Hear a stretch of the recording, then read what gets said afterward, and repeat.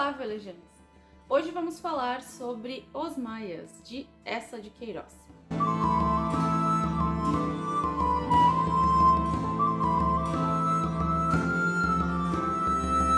Eça de Queiroz foi um escritor muito importante do século XIX, ele era português e é considerado o precursor do realismo e naturalismo. Então ele retratava a sociedade nos seus livros exatamente como ela era, principalmente a sociedade lisboeta, né, ali da Lisboa do século XIX. Eu li Os Maias agora recentemente, mas eu já tinha tido contato com esse autor antes. Eu já li O Primo Basílio e O Crime do Padre Amaro.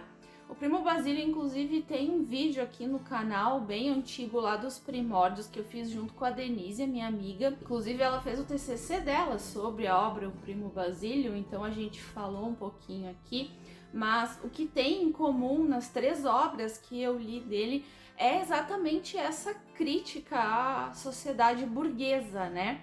Ele era muito contundente e usava de um certo humor tragicômico nos seus livros.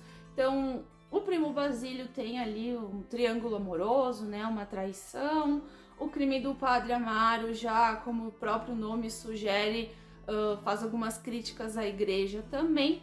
E aqui nos Maias nós temos uma família, né? Como o nome sugere, os Maias então é uma família. Esse livro foi escrito em 1888 e a gente vai ter 3 gerações aqui de Maias, né? De homens, então vai ser mais centrado nos personagens masculinos, né? A gente vai ter o foco ali na primeira parte do livro no patriarca, que é o Afonso da Maia. O Afonso, então, ele vai estar ali já mais velho desde o início do livro, já com o seu filho Pedro da Maia, que acaba casando com uma mulher contra a vontade do Afonso. Ele tem 2 filhos com essa moça e depois de um tempo ela resolve ir embora, né? Ela abandona o Pedro. Ela leva a menina com ela e abandona o menino junto, né? O menino é o Carlos Eduardo. Então sobra ali, né? Os 3, né? O Afonso, o filho Pedro e o neto, o Carlos. E já ali no início, né? Da primeira parte, o Pedro então ele fica muito triste. Ele era muito apaixonado pela mulher dele. Como ela vai embora, diga-se de passagem, trocou ele, né? Por outro cara. Ela foge com o italiano. Ele se dá um tiro, ele se mata. Então já de cara a gente tem um monte de tragédia aqui acontecendo e o livro pega a gente aí, né? Então eu até arrisco dizer que a parte onde mais acontecem coisas é no início do livro, onde já acontece esse dramalhão todo. E depois o livro vai ter um ritmo um pouquinho mais lento, né? Porque então vai avançar o tempo e o livro vai ser então focado no Carlos. E a maior parte do livro, então, depois, né, digamos que o grande protagonista é o Carlos Eduardo da Maia. Então, o Afonso termina de criar sozinho o seu neto, o Carlos fica adulto, ele cursa a faculdade de medicina. Então, o Carlos, ele tem boas intenções, ele quer trabalhar como médico, ele quer ajudar a comunidade. Ele não quer ser só um burguês safado, né? Ele quer fazer alguma coisa de útil, apesar de não precisar, porque eles são ricos, né? Uma família tradicional. Eles moram ali num lugar em Lisboa que é o Ramalhete, né? Que é a mansão deles ali, o casarão dos Maias. E o Ramalhete é muito importante para a história, porque ali eles vão receber muitas pessoas, né? Então a sociedade toda ali conhece o Ramalhete. Eles têm outras propriedades também, mais pro interior de Lisboa, enfim. Mas o Ramalhete também, digamos que seria aquela casa central ali onde acontecem as coisas, né? Que todas as sagas familiares têm como personagem também, eu considero, as casas. As casas sempre são muito importantes nesse tipo de narrativa. E aqui nós temos o Ramalhete. Bom, então a gente vai passar grande parte do livro, né, vendo a vida do Carlos. O livro é dividido em 2 partes, né, não sei se eu fui bem clara no início, mas temos parte 1 e parte 2. Então ainda na parte 1 a gente vai ver todo o desenvolvimento ali, a vida adulta dele, A gente vai ter ainda algumas partes no avô, no Afonso, mas ele já tá velhinho, né? Ele já não faz mais muita coisa. Ele fica ali na dele, recebe os amigos. Aí fala bastante do gatinho dele, né? O Reverendo Bonifácio. Então é uma parte mais fofa, assim, do livro, né? E ele é um personagem muito querido, a gente simpatiza com ele, principalmente por tudo que ele sofre com a perda do filho, enfim. E o Carlos, então, é um rapaz que, apesar de ter boas intenções, ele vive como um burguês ali da época, né? Ele recebe os amigos, ele vai a eventos sociais com os amigos, aí a gente tem bastante enfoque nesses amigos dele. Ele tem muitos amigos na volta dele, mas a gente tem um grande destaque pro Ega, né? O João da Ega, que seria o melhor amigo do Carlos, é um amigo muito fiel. E ele protagoniza umas partes muito engraçadas. Ele é uma figuraça, assim. Então a gente dá bastante risada com algumas partes que aparece o Ega. Tem também, depois lá pelas tantas, vai aparecer o Damaso. O Damaso Salcede. Ele é uma criatura meio irritante, sabe? E ele cisma em ser amigo do Carlos e tem umas partes engraçadas dele também. E depois ele vai incomodar um pouco. Mas eles fazem cada coisa, assim. Então é focado ali na vida deles. E eles sempre estão tentando seduzir alguma mulher que é mulher de alguém, que é esposa de alguém, né? Então, assim, ninguém respeita o casamento de ninguém. Parece que não existe mulher solteira em Lisboa. Eles só querem ficar com mulheres ali da sociedade que são esposas de alguém, são casadas com alguém. E de fato ficam, né? Volta e meia eles têm casos com a esposa de outro cara. Então também aparece bastante, né, as famílias, esses casais ali na narrativa. O Carlos se envolve às vezes com alguém, o João da Ega tem uma mulher que ele é apaixonado, que é mulher de outro, o Damaso tem os interesses, os outros amigos também, então é uma confusão assim. Então a gente vê aí que já começa a crítica, né, do Eça de Queiroz com a sociedade. Então a gente vê que esse tema de traição é bem frequente nas suas obras, então aqui tem muito disso também. E, eu li esse livro junto com a Cícera, né? A Cícera Amorim, ela tem um canal aqui no YouTube, vou deixar o link. No Instagram, o arroba dela é Mãe com Livros, também vou deixar aqui. A gente leu junto, ia discutindo, né? E a Cícera usou uma frase que eu dei muita risada, mas que define muito bem essa história, que é um monte de homem fazendo omisse, porque é focado nisso. Tanto que o subtítulo dos Maias é Episódios da Vida Romântica, né? E episódios da vida romântica dos homens ali, né? Dos jovens, do Carlos e dos seus amigos, né?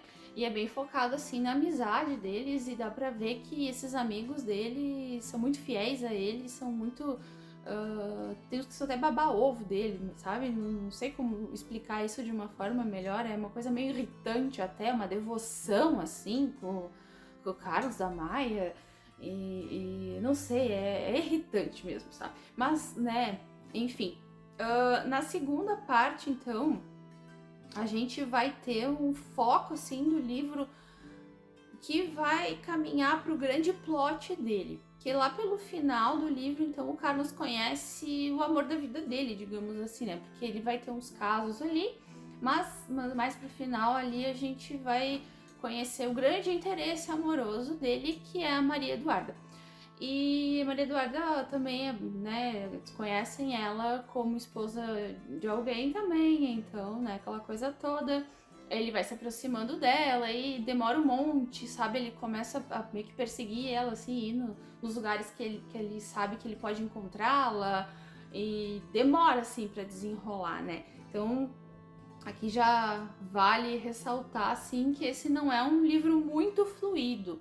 Ele tem algumas partes um pouco truncadas, principalmente na primeira parte, porque não acontece muita coisa. Depois do suicídio do Pedro da Maia, começa a ficar um ritmo, assim, mais estável. Então, não se deve esperar grandes acontecimentos no meio do livro. Os grandes acontecimentos estão bem no início e no final.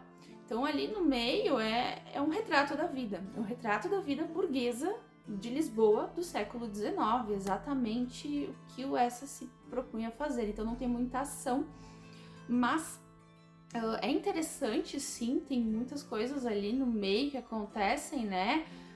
Que eles fazem, que até, como eu falei, a gente dá muita risada, e tem uns dramas também no meio, mas eu acho que o livro podia ser um pouco menor, sabe? É um livro grande que poderia ter, olha, umas 100 páginas a menos, arrisco eu dizer, se ele tivesse sido mais direto em alguns capítulos. Tem alguns capítulos que descreve algum evento social, algum jantar, alguma coisa, e ele é muito detalhista, sabe? Detalha tudo, mas às vezes são eventos que não levam a lugar nenhum. Acho que poderia ter resumido algumas coisas, assim, na minha opinião. Mas também eu entendo que ele detalhou isso porque ele queria realmente retratar a sociedade, né? Como eu já falei 1 trilhão de vezes nesse vídeo. Então dá para entender isso, né? Eu acho que era realmente a intenção do autor, e ele fez isso de forma, né, da melhor forma possível. A escrita dele é impecável, não tenho o que falar. Obviamente usa alguns termos que a gente não vai entender, então a edição aqui do Clube de Literatura Clássica é muito boa porque tem muitas notas de rodapé, então ajudam a gente, né? Até tem expressões em francês, porque às vezes aparece uma galera francesa falando francês aqui. E esse aqui é o Essa, né? Resolvi abrir agora o livro no meio do vídeo, né? Esse aqui é o Essa de Queiroz, esse aqui é o marcador que veio, tá? Mas o livro também tem um fitilho. Então é muito bonita essa edição, eu gostei bastante, né? Eu assino o Clube de Literatura Clássica, vou assinar até... Eu fiz uma assinatura anual, eu não queria ter feito, mas eu me enganei, agora eu tô recebendo todo mês, mas enfim. Esse aqui valeu a pena, esse aqui eu gostei. E ele tem, então, como eu ia dizendo, essas notas de rodapé que ajudam bastante pro entendimento da história. Claro que a gente já vai parar pra ficar lendo tudo que é nota, porque tem muita. Mas tem alguns momentos que realmente é preciso. Então ajuda bastante ter uma edição que tenha, né, essas notas, principalmente essas traduções de partes em francês. Não que seja cheio no livro, mas tem alguma coisa assim considerável. E então é isso, sabe? E aí na segunda parte vai ser focado ali nesse romance dele com a Maria Eduarda. E tem o grande plot, como eu falei, que vai vir mais pro final. Eu acho que muita gente já sabe, né, do que se trata. Eu já sabia quando eu peguei o livro, mas eu optei por não comentar aqui abertamente o que é, porque vai que alguém não saiba ainda e queira ler, né? Porque eu queria não ter sabido, sabe? Eu queria não saber quando eu peguei o livro. Eu acho que seria mais interessante eu descobrir e ficar chocada, né? Mas é sim um grande plot ali, né? Pro final acontece bastante coisa. Mas também eu tava esperando um pouquinho mais de drama, sabe? Teve drama, mas eu achei que no final ia ser um dramalhão. Até que não foi tanto assim, né? Mas enfim, não quero dar muito spoiler. É um livro muito bom, tá? Eu tenho algumas ressalvas, pequenas ressalvas, né? Que nem eu falei, da extensão dele, de ter partes que eu acho que poderiam ser resumidas, e ali da finaleira eu tenho algumas considerações que eu gostaria que tivesse sido diferente, mas eu acho que foi um final interessante, né? Enfim, aceito, né, o final que o Essa escreveu, eu gostei. É porque o Primo Basílio é um dramalhão, né? O final, ele é muito drama. Então, eu acho que eu esperava também aqui alguma coisa, uma tragédia muito grande, mas é um livro sobre a vida, então a vida só meio que continua, sabe? Então, a gente até tira algumas lições ali, tem algumas frases meio profundas que eles falam que nos impactam um pouco, e isso é legal. E ele é muito próximo à vida mesmo, né? Não a nossa, porque é uma vida bem diferente, né? É uma vida de burguês safado do século XIX, mas a gente ainda encontra algumas semelhanças em algumas sociedades atuais, né? Então não mudou tanto assim. Por Essa retratar tão bem a vida desse bando de homem fazendo omissa, que nem a gente brincou, né? Eu e a Cícera.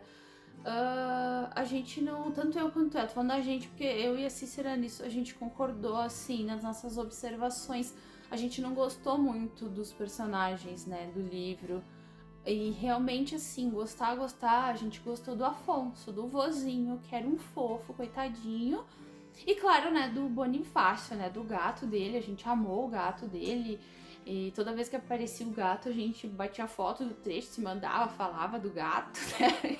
É duas gateiras lendo junto, né? Óbvio que a gente queria ver mais do Bonifácio, a gente se apaixonou por ele e pelo vô. Tem uma cena que eu achei a coisa mais fofa do mundo, que o Afonso foi viajar e levou o gato junto. Ele ia viajar num cestinho, né? Coisa mais amada. Então, assim, os personagens favoritos, sem defeitos, é o Afonso da Maia e o Bonifácio, né? O resto a gente tudo tem ressalvas, assim, né? Com o pessoal ali. Ou a gente achou eles meio idiotas ou meio chatos, ou a gente tem um monte de defeitos. São pessoas, né? São pessoas ali da época que, então, acho que o Essa retratou muito bem. Quando a gente fica com rancinho dos personagens principais e mesmo assim aprecia a leitura, aprecia a história, eu acho que foi um trabalho bem feito pelo autor. Então, né, é um livro muito bom, recomendo ele, mas com essas considerações, né? Não esperem grandes coisas no meio dele, que não vai ter nada muito grandioso, mas é uma leitura muito boa de se fazer. E é um clássico. Eu acho que esse autor é muito importante, eu acho a escrita dele impecável, é uma escrita... É um livro bem... São livros bem escritos mesmo, né? E não só porque é da época, porque é antigo, realmente ele escreve de uma forma que me agrada, apesar das vezes enrolar um pouquinho, tá? Então, é um livro muito, muito bom. Não considerei ele ótimo, né, por causa de tudo isso que eu falei, mas ainda assim, super gostei. Acho que é uma coisa assim que eu tô sentindo que me marcou, sabe? Então, fiz questão de falar dele, né, até por isso. Aqui no canal, leituras que me marcam, eu gosto de falar. E é isso então, gente. Obrigada por assistirem até aqui. Até o próximo vídeo e tchau!